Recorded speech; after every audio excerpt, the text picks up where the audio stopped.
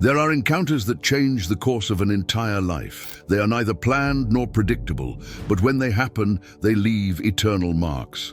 Zacchaeus' life was comfortable in the eyes of the world. Money, position, power, but within him, there was a void that not all the gold in Jericho could fill. This is the story of a man who climbed a tree but came down transformed, from a rejected tax collector to a restored son. Through this brief encounter with Jesus, Zacchaeus discovered what it means to be seen, to be loved, and to be forgiven. This is the story of everyone who is tired of superficiality and longs for true redemption, of those who try to fill the silence of their soul with the clanging of coins, of those surrounded by possessions but thirsty for peace.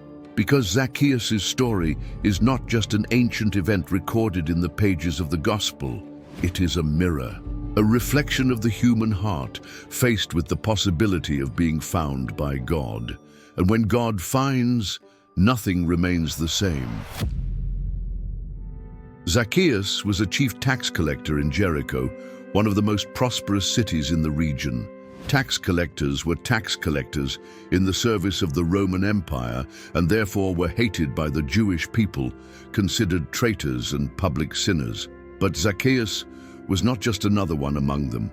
He was a leader, rich and influential. His name, curiously, means pure or innocent, contrasting with how he was viewed by society. No one respected him, few looked him in the eye, and most avoided him. But there was something in him that still sought something more. Zacchaeus' story reveals to us that even the most hardened can carry within them a spark of desire for transformation.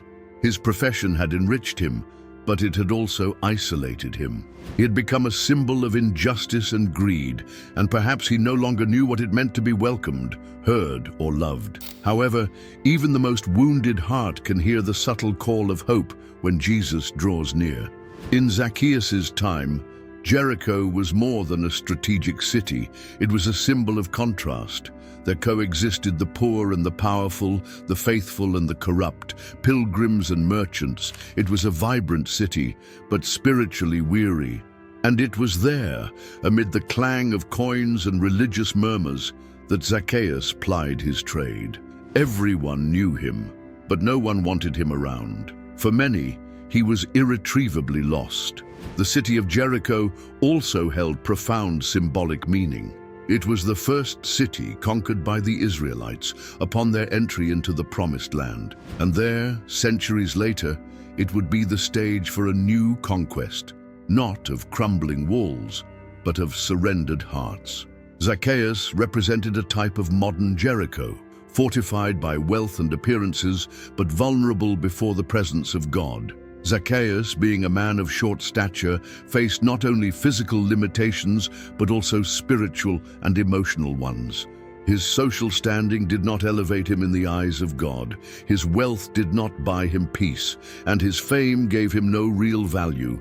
So, when he heard that Jesus was passing by, he ran. He climbed a tree. He did whatever was necessary. Because sometimes all we have is the impulse to seek, and God answers those who seek sincerely. Jesus could have ignored that man hidden among the branches, but he is no respecter of persons. Upon reaching that fig tree, the Son of God looked up, and in the midst of the crowd he saw only one, Zacchaeus, and then he called him by name. He didn't say sinner, he didn't say traitor.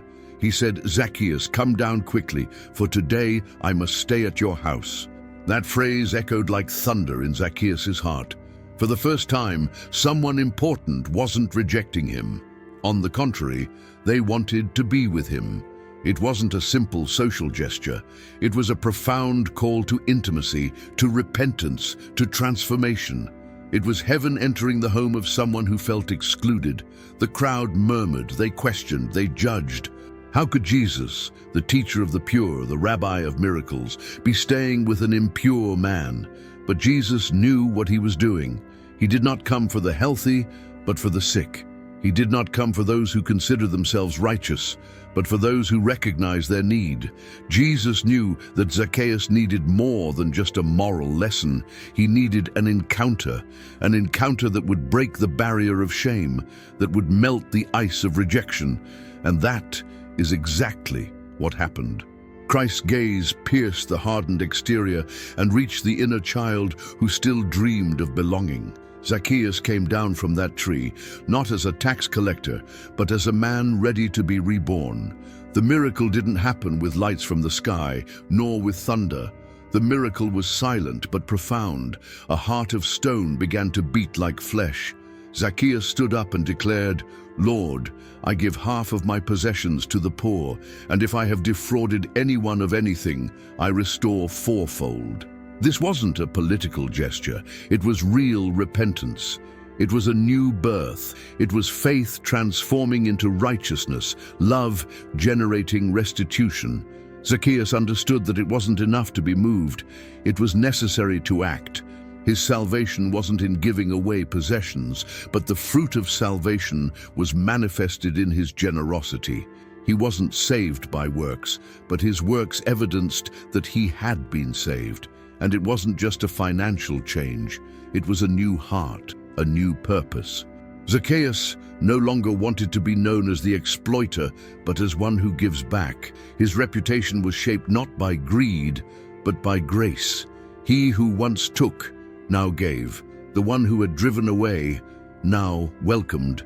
Jesus then sealed this moment by saying, "Today salvation has come to this house." Not just to Zacchaeus, but to everyone in his house. Because when someone truly surrenders to Christ, the whole house feels the impact. Zacchaeus never became an apostle. He didn't write letters. He didn't found churches. But his story has spanned centuries because it reveals the essence of the gospel. Jesus sees, Jesus calls, Jesus enters. And where Jesus enters, everything changes. Perhaps after that day, Zacchaeus became one of the supporters of the church in Jericho. Perhaps he welcomed other tax collectors, showing them that they too could change. Perhaps he became a mentor to young people, a financier of works, a silent disciple. The Bible doesn't tell us, but what we do know is that his name is forever recorded as a symbol of transformation. How many Zacchaeus live today hidden in trees? How many hearts are tired of living behind masks and titles? How many feel too small to attract God's attention? The story of Zacchaeus is the answer. No one is too small for Christ to see. No one is too distant to be reached. The story of Zacchaeus is the story of all of us. We all have something we try to hide, an area where we feel small, unworthy, or rejected. But Jesus sees us even when we're up in the fig tree, trying to observe from afar. He calls us by name, invites us into an intimacy that transforms. Our past, our reputation, or what others say doesn't matter. When we truly encounter Christ, nothing remains the same. Zacchaeus teaches us that the first step toward change is the desire to see Jesus, even if it costs us our comfort zone. Climbing the tree may seem ridiculous in the eyes of the world, but it's the kind of gesture that attracts God's gaze. And when He calls us, there's only one choice: to come down and open the door. The house that welcomes Jesus is never the same again. Zacchaeus came down, transformed. And you? Are you willing to climb down from your fig tree, to let Jesus into your home, to let Him change everything you are? If this story spoke to your heart, subscribe to the channel for more soul-touching messages, and tell us in the comments, what did you learn from Zacchaeus' transformation?